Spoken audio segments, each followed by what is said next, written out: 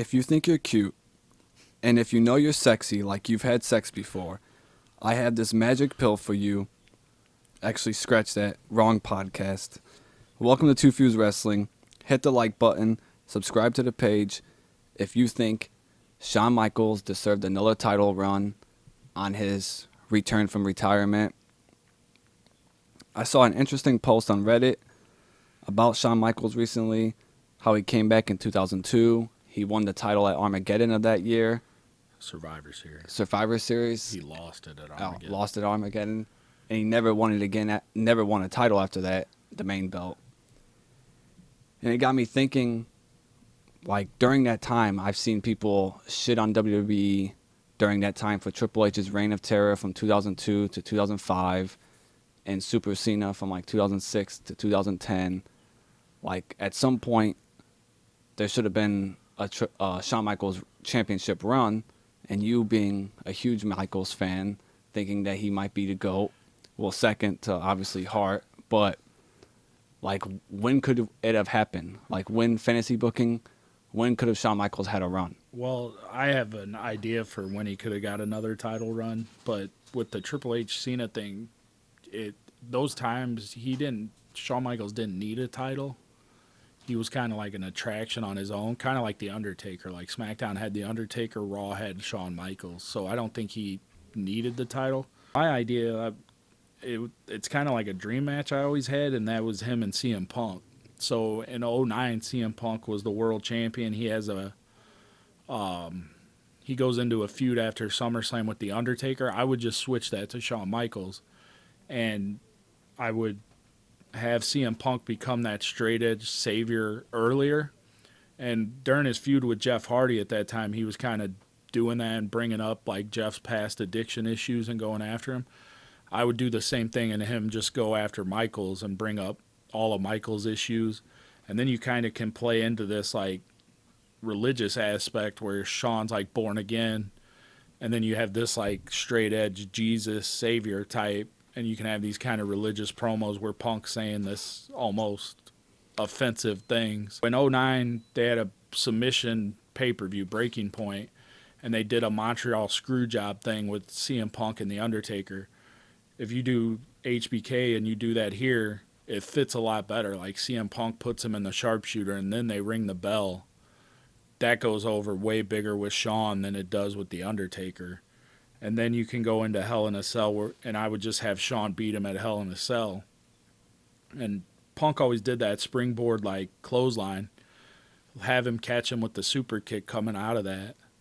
And then you can still you just give him a short title reign and he can lose it at Survivor Series, and I would do a ladder match. So you let Punk beat Shawn Michaels in a ladder match for the world title. And then 6 months later, Punk or HBK is still going to retire, and that's a big boost for CM Punk instead of losing to The Undertaker and then leaving the title picture. At least he's still the champion, and he has a good feud with a big win over Shawn Michaels. Mentioning it during that Punk run, the straight edge right after the Jeff Hardy would be epic for the fact that Punk was like, he got Hardy. Hardy was the number one babyface at that time, other than Cena. Yeah. So now you run that back with Shawn Michaels, and he's trying to get star. Shawn to join the Straight Edge Society and like renounce his past issues, and like I said, all the kind of religious promos would be like good TV. Also, it might make Punk happy knowing that he went over Shawn, since he does seem to have diva-like issues. And it's a better turnout than what they did with Punk, because he kind of just gets squashed by The Undertaker, and then it's nothing till 2011 when he threatens to leave or whatever. The Montreal Screwjob little innuendo is perfect for the feud too. Yeah, that would have went off a lot better if it was HBK than The Undertaker. Like, it didn't make sense to do it to The Undertaker. So the other thing I was seeing, a lot of people on this Reddit forum were saying Shawn should have went to SmackDown at some point during his return. So you think that is the right move for him, would have been to appear on SmackDown for some runs? Oh, yeah. I mean, you look at that SmackDown roster, like him and Eddie Guerrero would have been money. Him and Rey Mysterio would have been money. I know he worked with Batista, but I don't think he ever worked with Batista after Batista became like the guy, the world heavyweight champion. So that could have been cool. I mean, JBL before that, like there was a lot of opportunities there for HBK on SmackDown. Another thing I wanted to ask you, because for some of his return run, I was a lapsed fan where I gave up on WWE.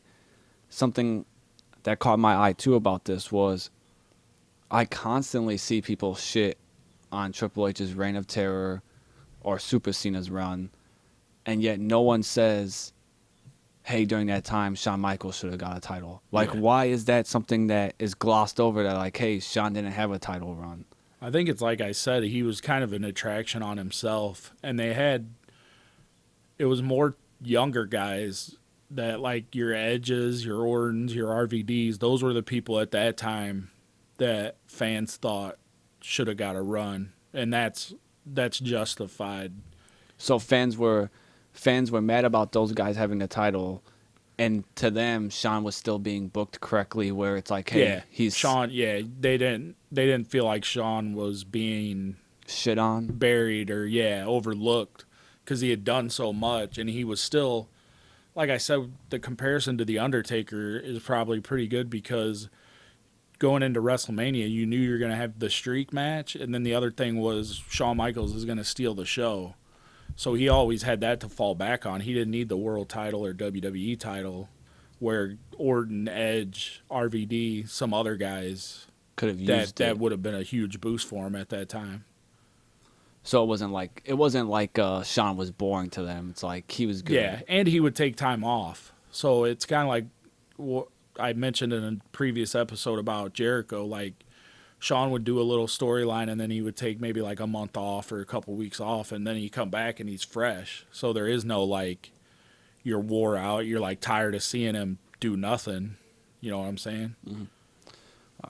So in the comments, let us know how much you love the idea of Shawn feuding with CM Punk during the Straight Edge Society era and winning the belt, or if in your mind he should have won it at a different time during his return from his retirement